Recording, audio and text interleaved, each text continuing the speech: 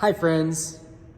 Fred Craddock, one of the most influential preachers and professors of preaching in the 20th and early 21st centuries, tells a story about going to Gatlinburg, Tennessee to get away for a few days one summer with his wife.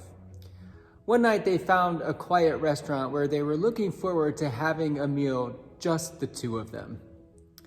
While they were waiting for their meal, they noticed a distinguished-looking gentleman going from table to table and visiting the guests. Craddock whispered to his wife, "I hope he doesn't come over here." He didn't want the man to intrude on their privacy, but of course the man did visit their table. "Where are you folks from?" he said amicably. "Oklahoma."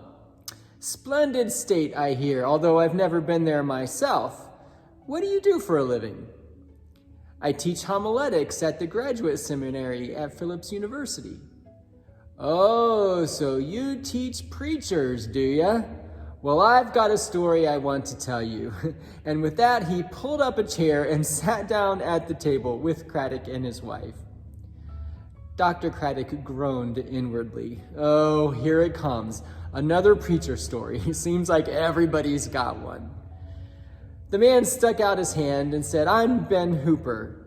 I was born not far from here, across the mountains.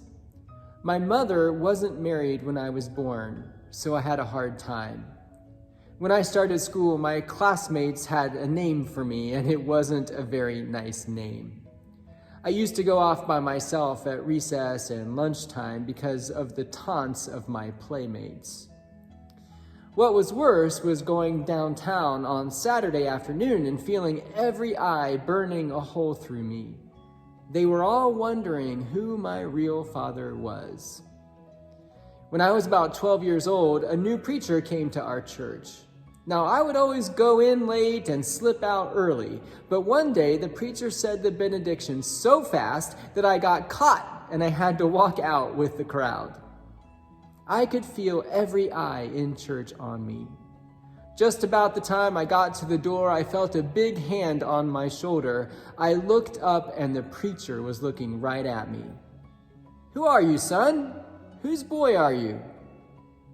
I felt the old weight come on me.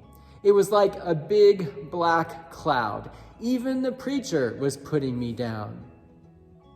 But as he looked at me, studying my face, he began to smile, a smile of recognition. "Wait a minute," he said. "I know who you are. I see the family resemblance. You're a son of God." With that, he slapped me across the rump and said, "Boy, you've got a great inheritance. Go and claim it." The old man looked across the table at Fred Craddock and said, "That was the most important single sentence ever said to me." With that, he smiled, shook the hands of Craddock and his wife, and moved on to the next table to greet old friends. Ben Hooper, by the way, was a former governor of Tennessee. We all have experienced heartaches from the past, hurtful words from others, regrets about decisions that we've made or decisions that others have made that have affected us. We all have things about ourselves that we'd like to change, or things about our life that we wish were different. And as difficult as any or all of that may be, none of it changes the fact that we are children of God. We are part of God's family. And not only do we resemble our Father, but we carry God's resemblance into every situation we encounter, both good and bad. You've got a great inheritance. Go and claim it. Thanks for listening. I'll see you again tomorrow.